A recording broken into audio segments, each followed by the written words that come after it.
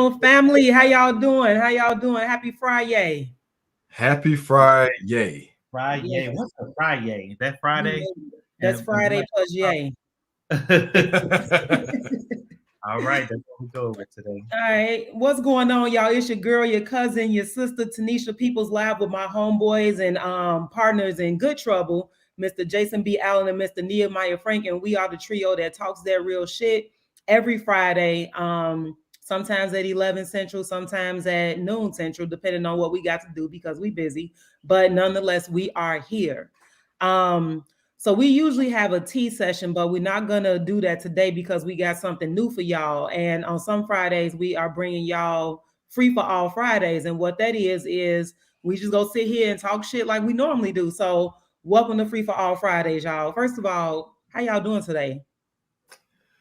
Well, I'm doing good today. We've had some powerful conversations on Atlanta, of course, lifting up conversations around equity, educational and economic equity. And so it's homecoming weekend. We had the historic Booker T. Washington High School Alumni Association president kick us off and talk about the importance of legacy and history and really sustaining our community schools. So it's been a busy but good morning.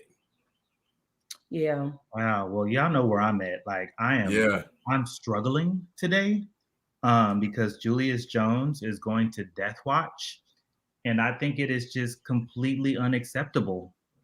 The Pardon and Parole Board of Oklahoma, as you know, for those who have been following the story, they voted 3-1 for his sentence to be commuted.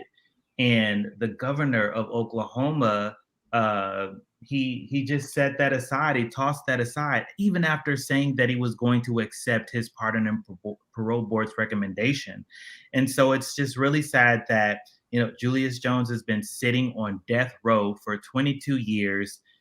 He gets this recommendation because the evidence points away from him being the murderer of Paul Howe. And moreover, that, he wasn't even there when Paul Howe was murdered. Nevertheless, he's going to a death watch holding cell where he's supposed to be for 35 days if the governor doesn't accept the clemency recommendation that's coming on October 26th. He'll be there when this young man named Grant will be executed. And then after that, he's supposed to have the mental sturdiness to be able to go to a clemency hearing. And the death holding cell is actually, it's right across from the execution chamber. So just imagine that, like if the man that is scheduled to be executed before Julius Jones decides to scream or struggle, Julius will hear that man scream, struggle, and beg for his life.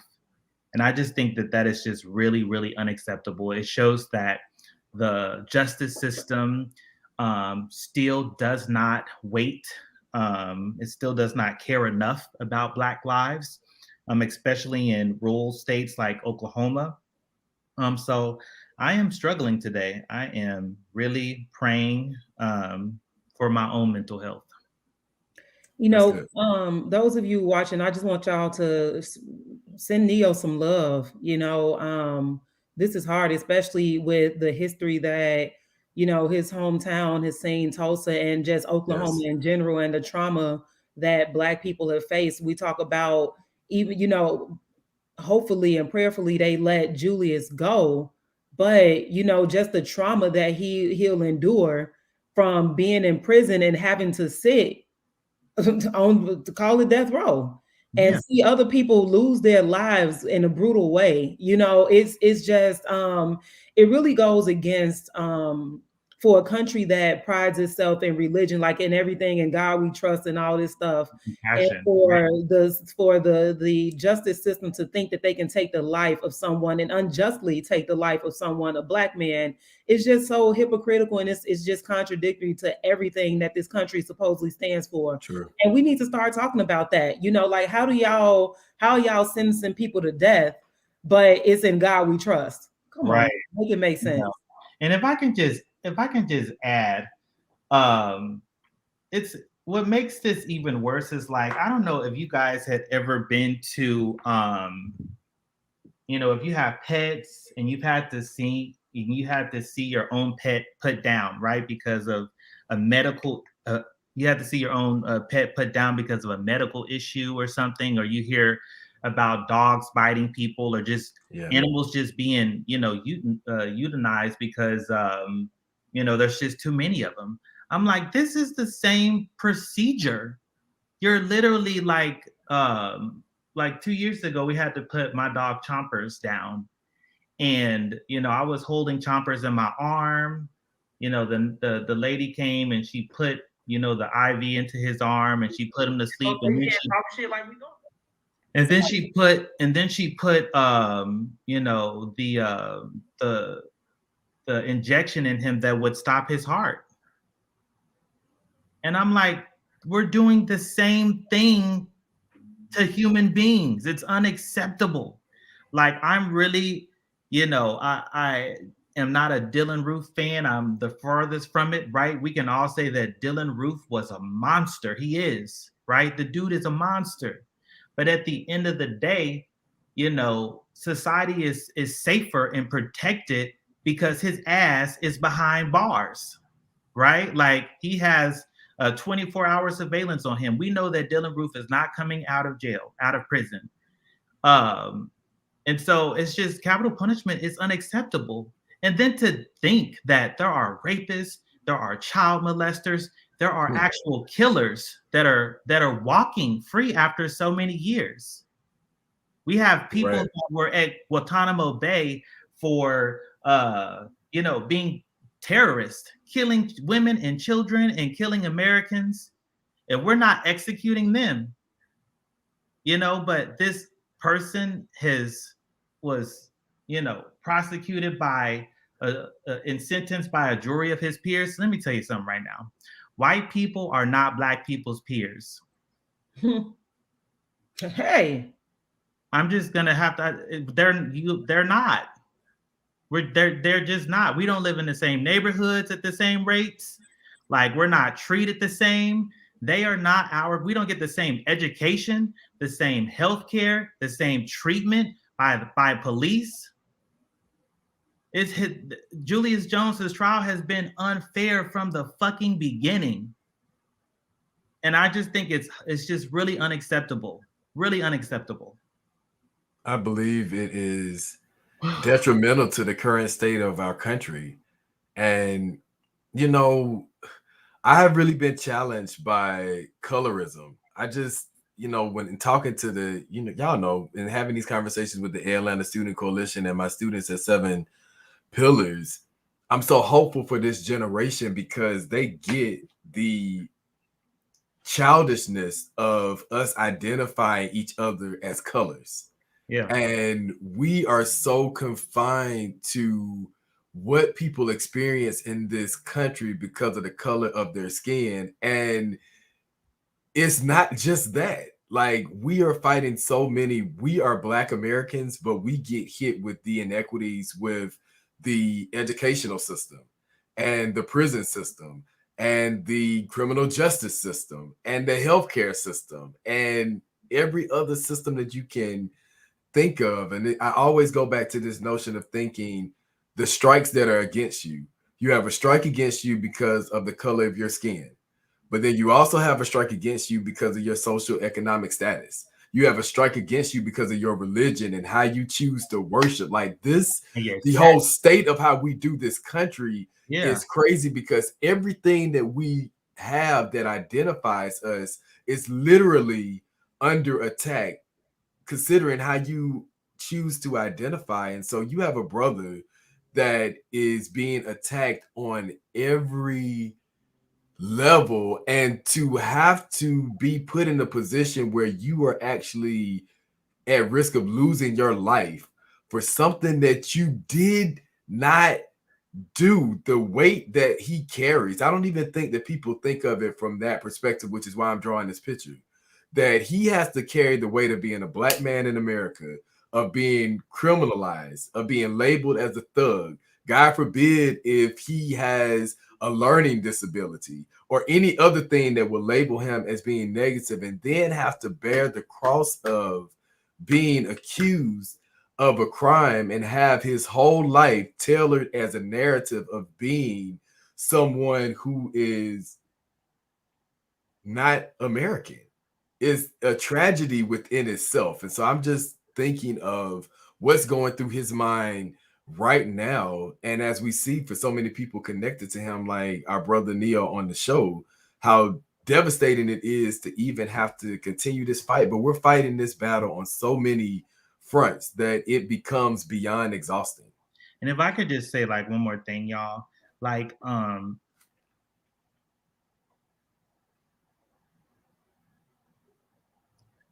talking to a man that has been on death row. Like I remember the first time I talked to Julius, I was like, this brother is on death row and I'm talking to him out here free. You know, and I'm just like, damn, like we are one of the least compassionate countries on earth. Like, when are we going to be better human beings? That is what I am wondering. Like, that is my life.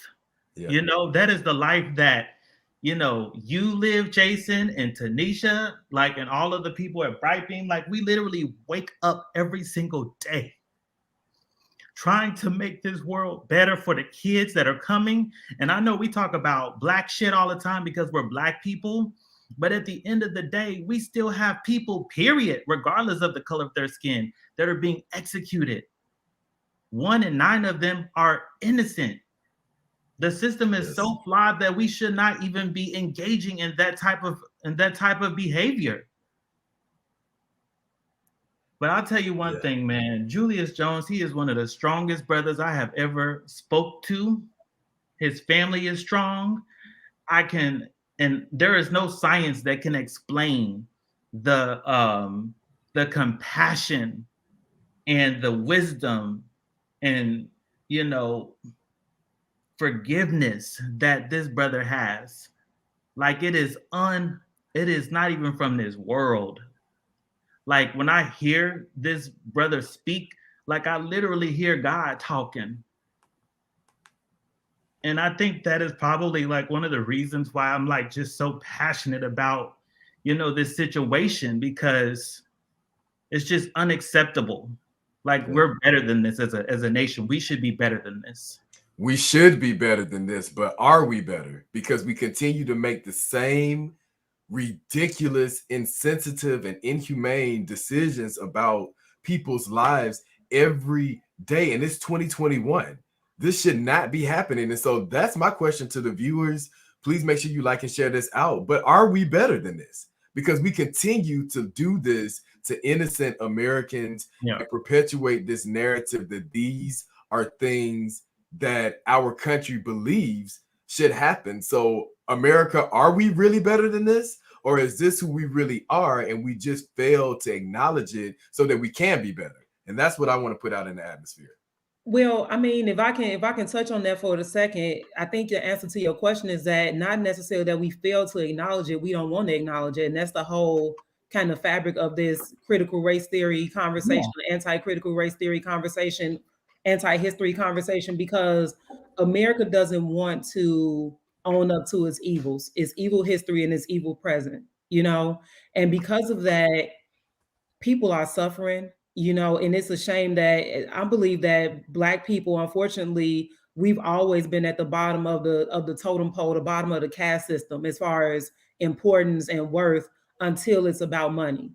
You know? And I think, and when we talk about capital punishment, they deem this man's life so unworthy. I mean, because we know that the prison industry is a capitalist system, right? And so it's so evil to the point where they felt like they didn't even want to get the value of a workhorse, of a slave out of this man, and this innocent man, and they want to take his life. And that's evil. Evil. And so, you know, it's and I just wanted to touch on the larger part of it is, again, like Julius is on death row and his family is suffering this trauma and this hurt.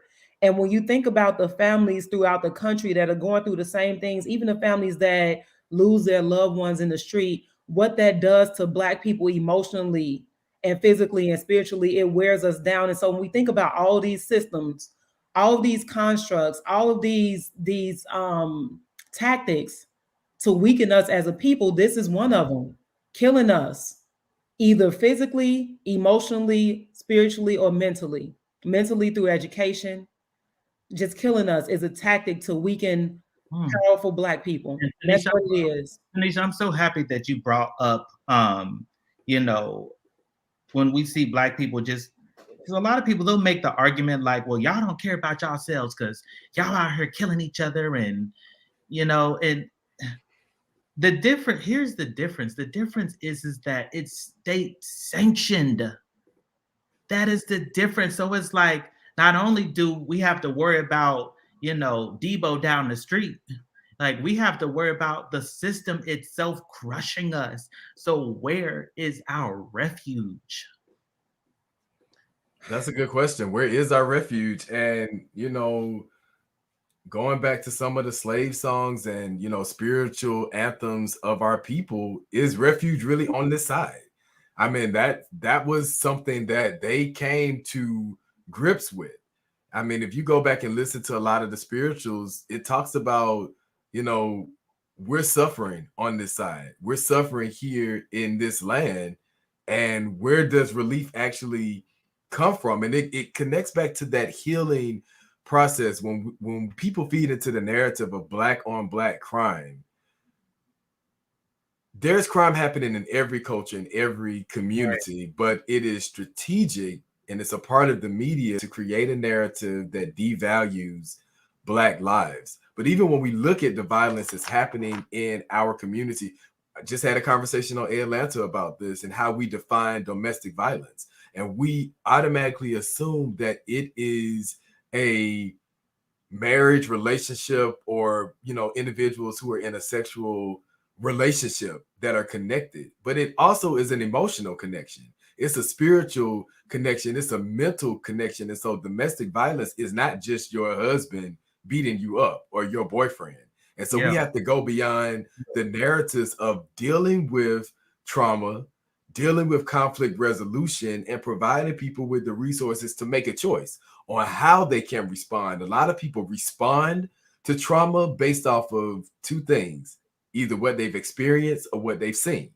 And if I haven't seen anyone in my family or my community deal with the trauma of having to work on a job and then they physically overlook you and don't pay you your worth, and they see you struggling, but they make it difficult. If I don't see anyone dealing with that in a different manner, then I'm going to take to smoking cigarettes or going to play the numbers or go and have that drink after work every day because I haven't seen anyone else do something different. And so how we address trauma, how we deal with healing is really important, and it's different. It's different than our counterparts because everyone doesn't have the same experience as Black Americans. And so it's a very unique conversation and issue to really hash out. Can I jump in for a second and answer this question about refuge? And when I think back on our ancestors and our leaders that were able to survive and thrive in the face of racism and oppression and brutality, I would say that refuge is within us. There's no physical place in this world where we'll find refuge because there will always be struggle. No matter where we go, we can go back to the continent and there will still be struggle. It won't be struggle like American struggle, but there'll still be some kind of struggle. And so refuge is within us when there's some place in our hearts and in our spirits and our souls that we can go to and we can find peace. And it's up to us to create that. And it's in love. I think that when we talk about the violence that we see in Black communities and we talk about particularly our young people, I think that a lot of our young people are out here doing the things that they're doing because no one's told them or shown them, or they haven't felt love. Yeah. No one's told them that they're worthy. No one's told them that they're capable. No one's told them that they're valued. All of that is in love. And so if we, as a community, those of us that know love and those of us that preach love, we wrap our arms around our young people in our communities and say, hey, I love you. I care about you. At some point, they will reach that refuge within to say that, you know what? All of this stuff is happening externally, but there's a place in me that I can go to that gives me peace, where I feel loved, and none of that stuff is bigger than that refuge in me. Wow. So that's what I would say. That's where refuge is. It's not. It's within us, and we have to really embrace that, regardless of the barriers that and the obstacles that are thrown at us, the toughest shit that's thrown at us. We have to find that refuge that's in us. That's good. That's good. Yeah. And then I'm out, y'all. I'm gone. All right, Evangelist. Evangelist Peoples. It's so important to have these conversations though, because everyone brings a different perspective to the table, and just how even we're conditioned to deal with loss and trauma.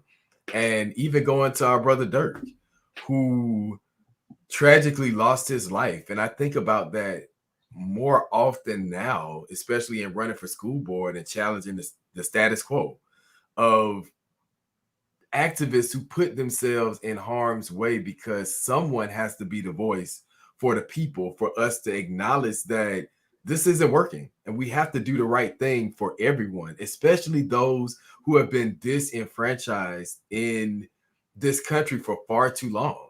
And it's the trauma on every end. Again, a system in this country that has made this normal. Yeah. It has made this normal for people to feel as if the loss of life is invaluable. I mean, even people's reaction to COVID-19 and the pandemic, and needing to and wanting to have to go out to a party so bad that you would put your grandparents Yeah. and your neighbors who, when your families didn't have water, you had to go over there and get water so that you can bathe and be able to make sure your dogs had what they needed, and the people in your household had access to fresh water. Your neighbors, your grandparents, people that you love, we put them in harm's way because in this society, I'm challenging American ideas. Do we really value human life? Do we really value the country that we live in? Do we value the environment?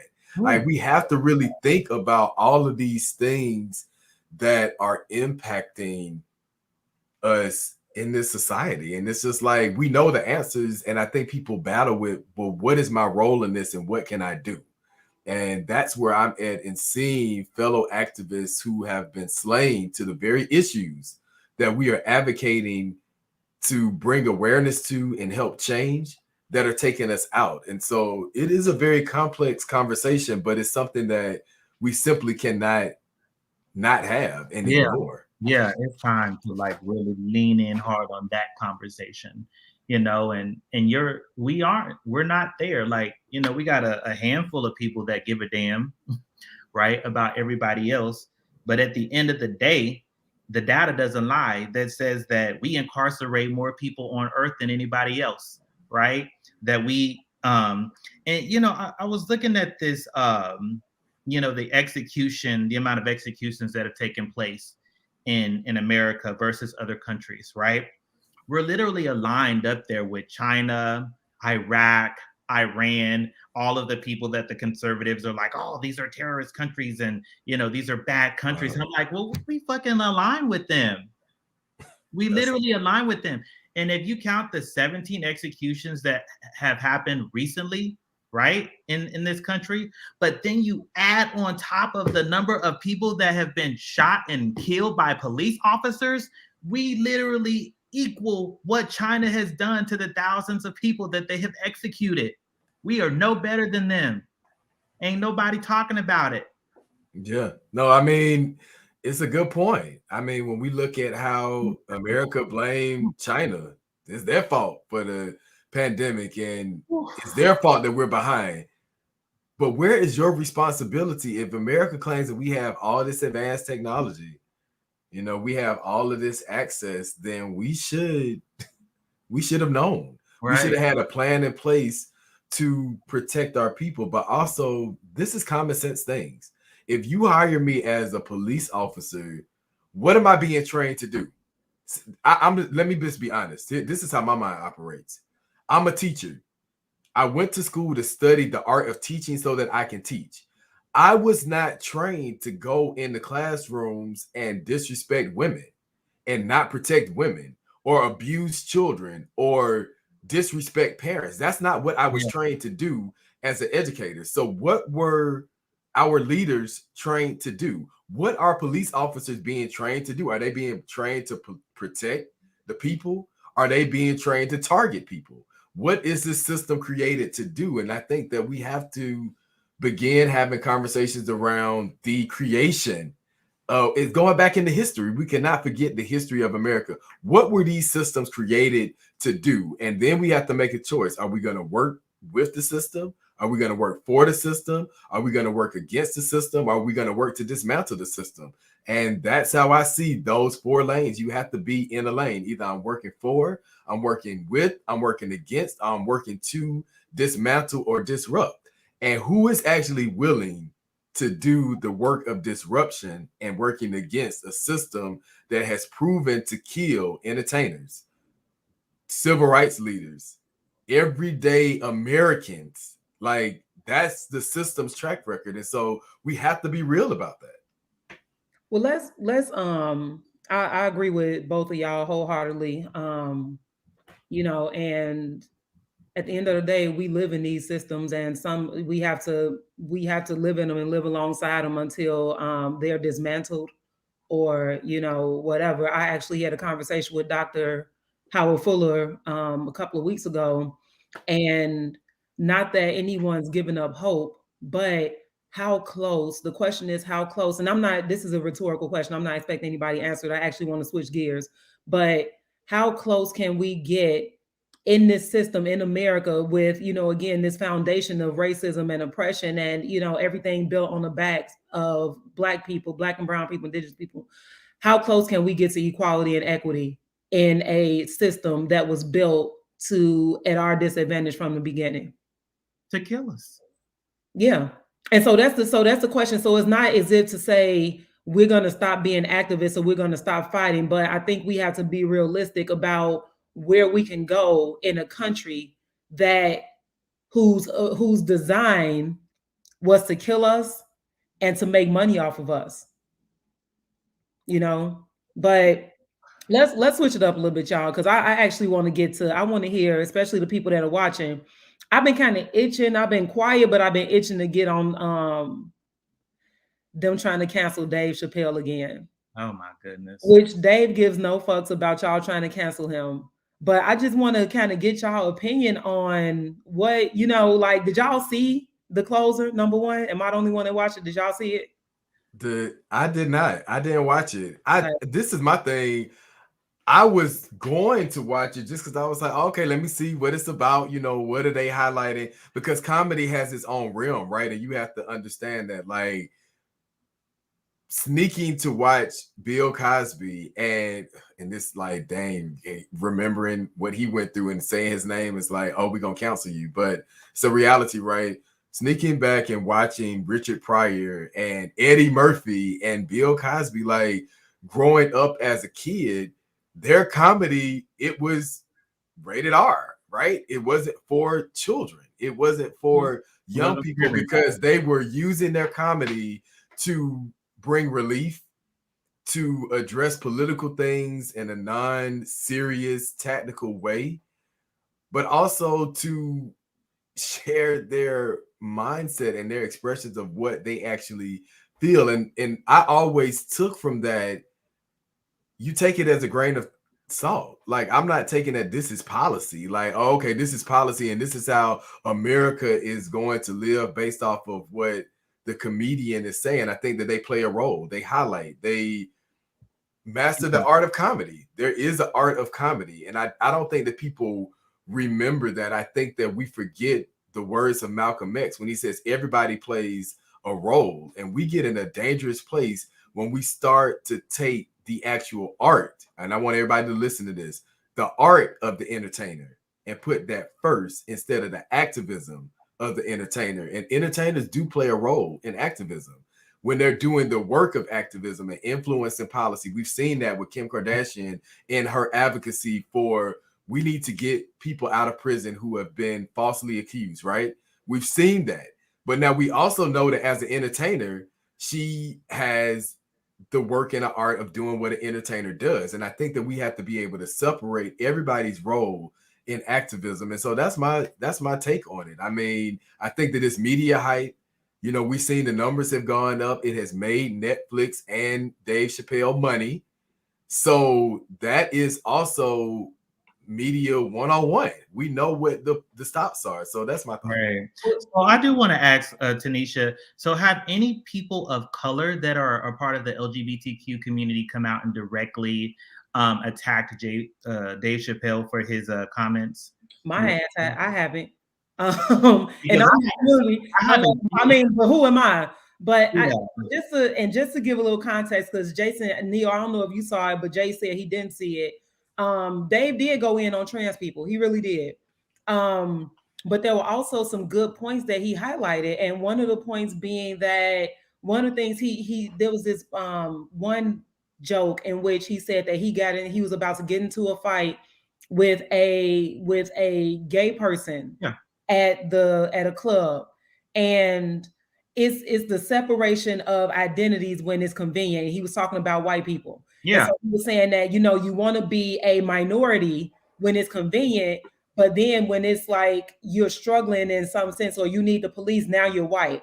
And so, it's like he was basically trying to draw these parallels between differences and struggle, and how everybody wants to have this struggle until it's until like I don't really know how to describe it, but I know what you're talking about. Yeah, so he was like people want to struggle until, and then use their privilege, to get out of struggle sometimes. And so I will say that he did go in on trans people. I don't know. I really don't know what my interpretation of it is. I'm not canceling Dave. But because as someone who's been told that they're funny, and honestly, if this activism stuff doesn't work out, I'm about to launch my career on YouTube and comedy. But it is a very unique space in which people can make fun of life, and to take everything away, to make everything so just, oh, this is bad, and we're canceling such and such. Because one of my favorite comedians is Bernie Mac. And Bernie Mac used to call people, I mean, if in the original Kings of Comedy, he called his nephew the F word, and so if Bernie Mac were here today and he was about to host some show, they go cancel Bernie because he said FAG back in the day, and so it's like, I don't know what it is. It's everything and everybody is so sensitive, but I think the question is, what are you sensitive about? What can you be so sensitive about? I think that's my question. Right. So Dave Chappelle, first of all, he's a genius. And for all of the LGBTQ people that are out there that are white, he literally highlighted the reason why Black people have a Black Pride. And we have our own gay Black Pride because we always gonna be Black. Like, that's at the end of the day, there's people out there that get upset. They'll be like, oh, you're gonna, are you gay? Are you Black? What the hell are you talking about? I'm Black and I'm gay. And before you even find out that I'm, know that my ass is Black. So that is pretty much what I felt like he was hitting on when he was talking about that. So me personally, as a person that's a part of the LGBTQ, plus community, I wasn't offended.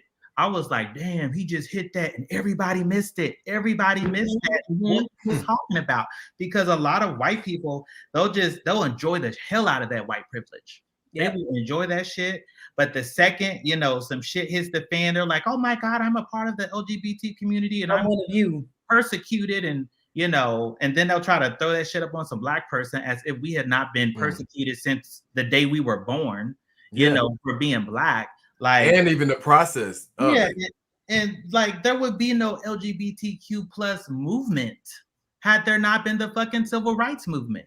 And so he literally talked about all of that indirectly in that comedic piece that he did in the closer. That's what I got from it. And then one piece that I do want to highlight, because Dave hit it when Jay, when you were talking about activism, he said, y'all got on the bus. I left 50 mil on the bus and got off.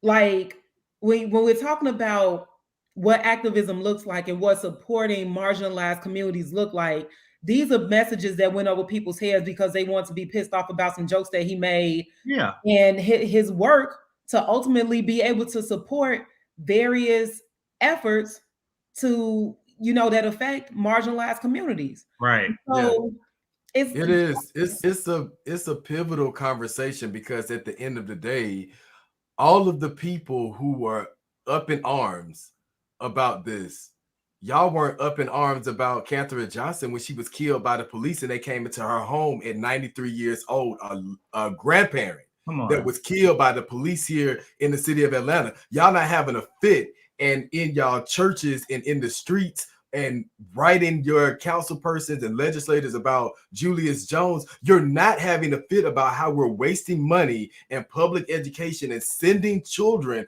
who we're not even given an opportunity into the prison system, because this is happening every day. So when people are up in arms about I had to look at that back sign and remember that I'm running for school board. When people are so in arms about a comedy special and innocent people are losing their lives every day, and you haven't thought about it, you haven't shed a tear about it, you haven't written a letter, you haven't donated, you haven't extended your arms to help, you haven't opened your mouth, you haven't spread information to bring awareness, then that speaks to, again, America, what are our true values? Yeah. We have, and Brother Neil, you said it best.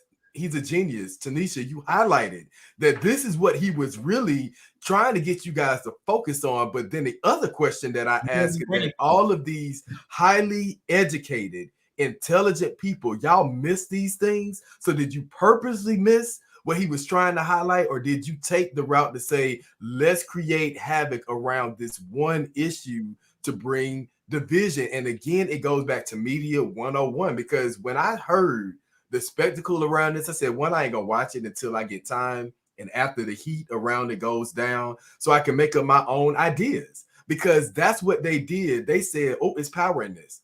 But that's what the media does. They do their job well, and we have to be mindful of the fact that everyday people are really suffering from movements that started on the backs of Black and brown people in this country. Hence the civil rights movement, the Black liberation movement. We don't even talk about that. The Black empowerment movement. They were two different things. So I don't even want to go into history of that, but that is important.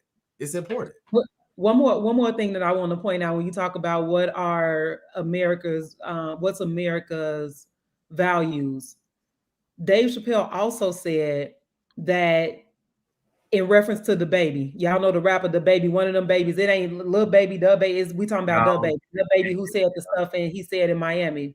Yeah, he said, and I don't know if this is true, but he talked about how the baby supposedly shot or killed somebody back in maybe North Carolina, some state. He shot or killed somebody, and people weren't up in arms about that. I think it was another Black person. Y'all know the baby be talking about murder all the time, but when the baby made those comments about the LGBTQ plus community, that's when he got canceled. And so that's where America's values lie, where you can get away with killing a Black man, but if you say something about the gays, oh baby, they snatching wigs. Right. And we talking about a certain type of gay people though. Mm-hmm. We're talking, but not just trans though. We're talking about like the gay community. When people think of gay pride parades, they don't see Black people. Mm-hmm. A bunch of white people happy and fucking liberated. That's what they see in their minds. Why do they see that? Because that is how we push it out in advertisement, in the media, in the movie, in the commercials. Like we literally push that. And so people's frame of mindset is like, oh, this is my white cousin you're talking about, And so you hardly ever see like Black people really getting all up or Black gay people getting all upset about that shit, because we understand as a culture that we are still fucking conservative. And so we're coming up out of this, you know what I mean? And so the baby, he didn't learn his lesson. He knows that, it was highly unacceptable. I don't know. His dirty ass ain't learned no lesson. He was missed his dirty ass. You know what? The baby ain't shit. Let's just be real with it. The lyrics, and this is a whole separate conversation. Rap culture gets on my nerves because again, this is what has our young people thinking that this is the life they're supposed to live. And so he hasn't learned his lesson. He just did what he had to do, similar to so many other celebrities that said some raggedy shit in public, and they came out and issued an apology. You didn't mean that shit. You meant what you said. You didn't mean that apology. So I just want to get that clear. The baby. But let's dwell on that for a moment, though, because everyday people make raggedy. Who, God, you really helping me? They make raggedy decisions every day, and the reality is, we applaud this. We accept this. The media drives this. Society expects this, and to be quite honest, people love it. They love the drama. People love to sit around and see, oh, that's mama and them. They finna act crazy. Oh, look at her. She finna go get her. She finna go off. I'm even talking to students. Students go off so their mamas can come up to the school and act a fool, and they think that it's entertaining. And it's like, this is what is supposed to happen. And we have conditioned people to think that it is the right thing to do to see a fellow human be harmed. It is the right thing to do to see someone hurt and laugh. That is why when people fall off their bikes, what do people do? They don't run to help them. They laugh. When people are getting into a dispute and they see it going in a different way, people don't say, hey, y'all, why don't y'all go in the corner and work this out? Why don't y'all go behind the building and talk? They don't do that. They get their cameras out and record. Why? Because we are conditioned to see people suffer and they accept people being hurt. And so I'm putting it back on us. Why are we accepting this? I asked my students, I said, y'all listen to the baby. Give me 3 things that he has said that is going to help you get the bag or be empowered or build. And they can't tell me. They can tell me like he's snapping, he doing this, but what has he done to help empower you? And you got to have a balance, right? Like he's not even using metaphors right. I have students who are rappers. Hello, the rich kids. I do want to listen to their lyrics, right? Like metaphors, similes. I'm trying to tell a story. It's the art of storytelling and teaching. So I take rap music very seriously because rappers can't perform well if they're illiterate. And they have to have a team of people that can put what they want to say into metaphors and similes and analogies, right? That's important. So what story are we telling in this country? That's good. Now, I just want to, for the listeners out there, like, I want to, like, just clarify that I'm not saying that he should not have had been called out. Like, he should absolutely have been called out for sure. Who, the baby or Chappelle? The baby. Okay. Most definitely. Oh, go ahead. I'm sorry, Neil. I just wanted to clarify. Oh, that was it. That's all I had to say. Like, I just wanted to make sure folks don't think no. Like, he should have been called out for that shit.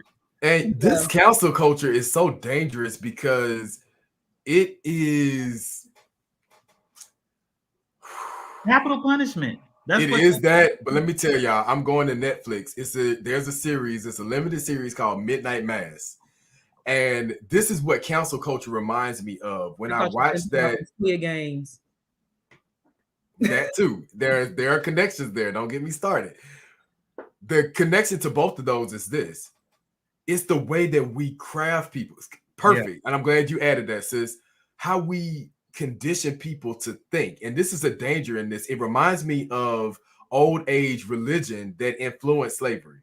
See, y'all, people don't want to go that deep because religion was the mechanism then to drive division and slavery and classism, right? Now it's what? Social media. You're counseled if you say how you feel or you think. And I don't believe that we should be counseling people. I think that people should be mindful. I think you should be respectful, of course. But we're counseling people for their ideas. And it's not so much of counseling them.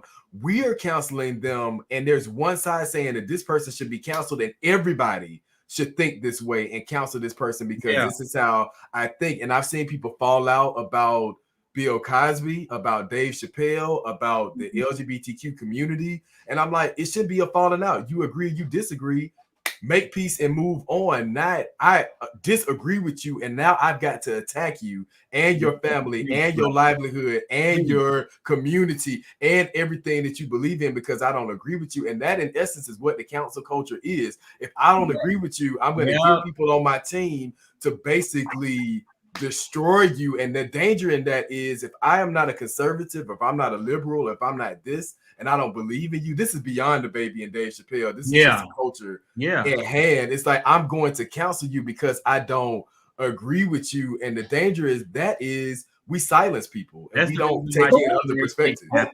My opinion. Can I ask a question real quick? Because who's like, Josh put in a chat, right? He just put it up there. Cancel culture is a myth. So realistically, in this space of temporary outrage, who's for real being canceled? Like, people are upset in a minute, like they done so-called canceled R. Kelly, but then you got people after his trial, well, I'm still gonna listen to it, which is dumb. Like, don't nobody give a damn who you listen to and that you posting on social media. Right. Or, it's been so many people. The only person that's been canceled for a minute now is Chrisette Michele, because she's saying at Donald Trump's inauguration. But otherwise, who's for real being canceled? And so the outrage around cancel culture, is it necessary? Because we know, again, there's this temporary outrage in which people are gonna be like, oh, don't mess with this person. Yeah. Don't, they got to say an apology and we're never going to accept it and all this stuff. But then we forget about it and that person sneaks back on the scene. It may come back up, throughout their career or whatever, but otherwise they're not fully canceled because they're able to come back. So is cancel culture, is it even real? I wish it was when it came down to white supremacy, though. It's like these white supremacists out here, they asses need to be canceled. You're right. They need to be more than canceled. They need to be held accountable. But hey, I'll go with counsel too. But they definitely need to be held accountable. And I mean, this is the American way, y'all. There is nothing new under the sun. I mean, I am so just in a state of, well, this is what people want. Because at the end of the day, we have seen this over and over again. And I had this conversation with my students, even on the spiritual level. I just could not imagine the role of being a god or a higher power. Like, how do you, even in Marvel, they highlighted the African god who is the storyteller and the watchman. That is your job. Like, everyone's story and you watch the stories. And I'm like, who wants that job, to sit up here and watch this world continually over and over again bring harm to its environment and its people and repeat the same errors over and over again? And when you try to make change to make it better, you kill or destroy the very entity or being or persons that are trying to help us get to a better place. That will be hard to watch. And so that's what I think about with America. We're repeating the same inhumane decisions that from the beginning have been happening. Right. And when will people ever get tired? I gotta pop in here. So Tanesha then put in the comment section, being canceled sends most into retirement with a nice amount of bags. Now, let me tell y'all, for most Black people, that shit is not the truth. But for most white, that really applies to like white folks. Now, R. Kelly probably gonna get his little coins. Now, because R. Kelly is streaming higher. I just want to say that. Streaming higher. And of course, when people die, they stream higher, right? But like, you have somebody like, and I can't even remember the white man's name that used to be on Fox News that got his ass canceled. Like, he got, I don't know what his settlement was. Like, he walked away with like $27 million when they canceled him. What was that? Bill O'Reilly. That was his name. Bill O'Reilly. Y'all remember Bill O'Reilly and his racist ass. So when he walked away from, like, when he, got sent off the show, like, they paid the hell out of that man. And so that happens with like mostly like white folks. And so when it comes to like Black culture, like, we're not so quick to cancel folks out just because, they've done something in their past.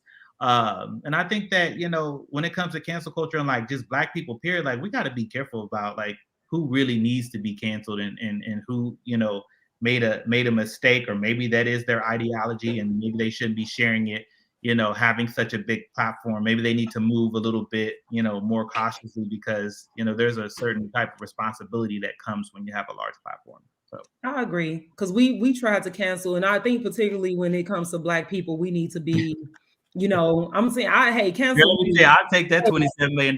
Hey, you can cancel me for 270,000. I can. Hey, you ain't got to give me that much. But when we think about, when we're talking about cancel culture, and particularly in the Black community, we've tried to cancel Ice Cube, we've tried to cancel Kanye, we've tried to cancel, so many people, because They have been activists, in their own right. And when that activism looks different, in the example of Ice Cube trying to sit down with Trump, like, hey, I got a plan, let's figure this out. And smart people know, activists know that to get things done, you sometimes have to work across the aisle. You have to say and do controversial stuff. And if the larger community doesn't understand that, then we in trouble. Because the reality of it is that and again, the Ice Cube's case, Trump was our president. And so it's like, okay, we know he ignorant as hell. We know his hair looked terrible. We know he's just a terrible ass man. But what can we do in this instance to try to get some of our agenda items passed? No, that's good. Thought about that and sat down with him. If people don't understand that and cancel him because of that, when you get canceled, it's like, I don't want to do shit else for y'all. Y'all go ahead. I got my money. I got my Friday franchise. If y'all want to cancel me, that's what I'm saying. So it's like, we got to be careful about that cancel culture. If it exists, you said it exists. If it exists, but let me tell you, isolates the people that are actually fighting for us. Right. Let me tell you, I'm not about to cancel Governor Kevin Stitt. Oh, you can cancel his dirty ass. No, I'm not about to cancel his ass, because what I need him to do is recommend, is to listen to the Pardon and Parole Board when they recommend that Julius receive clemency. Well, you can't cancel white people because as Josh said, you cancel white people and they go on the bigger and better. Girl, that's a promotion. That's a promotion. It's tricky, right? Because what we're counseling, we don't even realize that. But you elect people that go and are sitting at tables behind your backs with entities that may not have your best interest in mind. And what we have to do better about is making sure that our voices are continually at the table, and whoever is representing us. If Ice Cube was meeting with Trump, brother, listen, what are you talking about? See, my issue wasn't him meeting with Trump. Mm-hmm. My issue was, now, sir, you are a father and have children. What are we doing for these kids? I'm gonna always be an educator to the end of my days. What are we doing for the children? That was my issue and concern, brother. You could have called somebody up at Bright Beam, PTA, PTO, the Grandmothers Association, the church. I don't care who it is. To work for a minute, right? Somebody, you were there. I need you to say, listen, brother, I don't care what you personally believe in. I ain't trying to take your personal beliefs away, because guess what? You're not gonna take mine away. Right. Let me just be honest. You're not going to take mine. So I'm not even getting in the business of trying to take yours. Here is my business. We need to do better by these children. What are you able to do? Can you do A, B, and C? Okay, well, can you do A and B? You gonna just be who you are and not do anything? All right, well, listen, I tried. We're gonna take another route. And that's what we have to do. That's my perspective, though. And I think that it takes other people's perspectives as well to come to the table to really help us figure out, how do we truly move the needle? Because simply counseling someone, I don't counsel people. My thing is, okay, you did me wrong. Well, let me just keep on moving. Like, I don't have the energy to counsel you, because that means that I have to invest my time and resources away from what I could be doing successfully to something that is not going to benefit me at the end. I don't have time to waste. And I'm very intentional about this. No, canceling somebody, that takes some work. It don't mean you just cancel them and you just stop. Like, canceling, it's an investment. You trying to silence someone's voice. Like, I don't have time for that. When you really doing the work, you're focused on doing the work, baby. I'm not invested in you like that. I don't have time. People saying that I'm canceling Trump and I'm going around here and I'm gonna take down his signs, and baby, that's time and energy. You think that I am concerned? You think that I'm invested in him like that? That's what I tell my students. You don't like someone, then why are you talking about them? Why are you monitoring what they're doing? Like, that is what behooves me. I don't have the interest. I ain't got time for that. I'm trying to change the world, baby. I got to stay focused on this, because as sure as we're talking right now, I may not be here when the sun rises tomorrow. So I got to make use of my time right now. And I can tell you, I do not have the time to be trying to tear down somebody else, discredit somebody else, or counsel somebody else, because I'm trying to build. And that's what people need to be focused on. Building what you can while you have the time to do it. But if you have like the social capital to be able to tear down Trump's ass, everybody, y'all need to be trying to tear his ass down if he try to run in 2024. Like, I know we don't endorse anybody. It's Friday. We ain't even finna. We not about to do that to ourselves with that. We not about to put that depression on our spirits. Not on the Friday. No, we not. That's all. Like, I ain't got time for it. Like, I don't read about it. Are you talking about it on the news? Let me go to a new channel. Like, no, not today. By that time, hopefully, by that time we'll be gone, child, gone to the motherland, back to the continent, doing TDRS from Ghana. Listen, somebody make that happen. Let's while we got a couple more minutes, y'all, while we started on Chappelle and we started talking about the family. This week there was National Coming Out Day, and I know y'all want to touch on that. Yeah. Ooh, do we have enough time to really go into it? We got about 4 minutes because I don't have a story because I ain't never bust out publicly. I mean, I'm with you. I'm old school in this sense. Growing up with my great grandparents while my parents were in college, my great grandfather, those were stories that I would never forget. And being so young, I was like, maybe he knew. I'm like, did he know something I didn't know? Like, maybe he was like, what are you doing?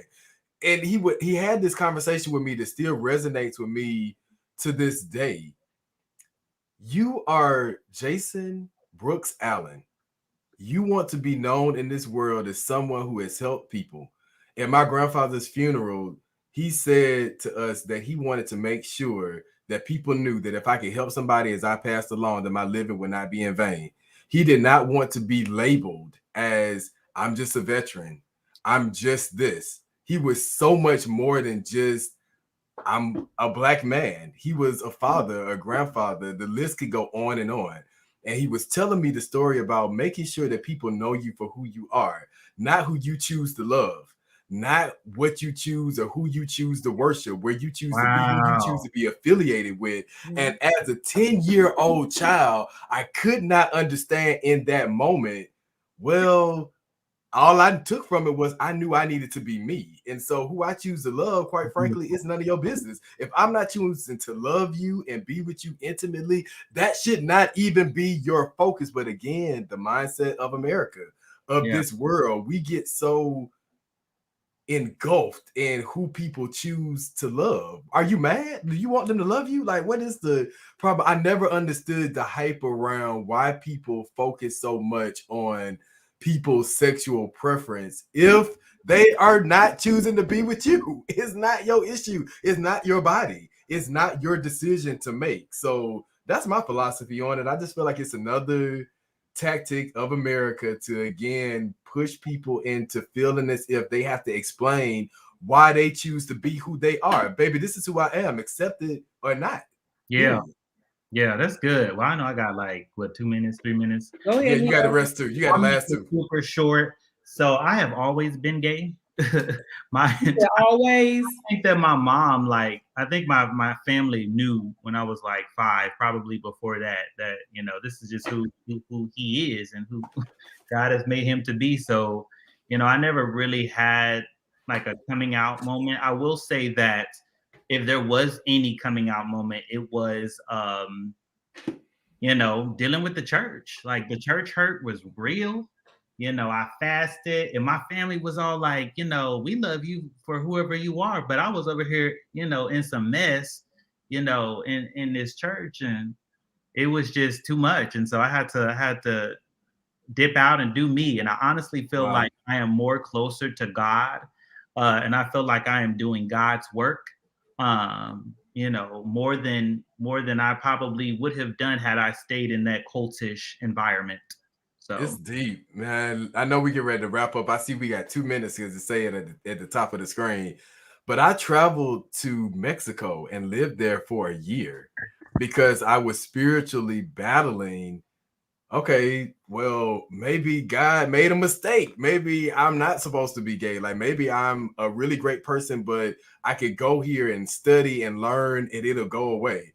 And I would never forget one of the priests in Cuernavaca, Mexico, said to me, son, you have been out here praying, you've been meditating, you've been fasting, and I have seen what God has shown me of you.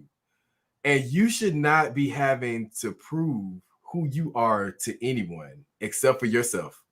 That's good. And that was the last time that I went out of my way to prove to the Black church, to the American system, or to any individual, about who I am. When I show up, I am who I am. And if it's not good enough for you, then God bless you. And I keep it moving. And I wish that more of our young people were able to do that instead of having to go to such lengths of proving who they are to other people. So, Tanesha, I'm gonna turn it over to you, sis. Yeah, I'm just gonna say the straights ain't never had to come out. Shit, I don't either.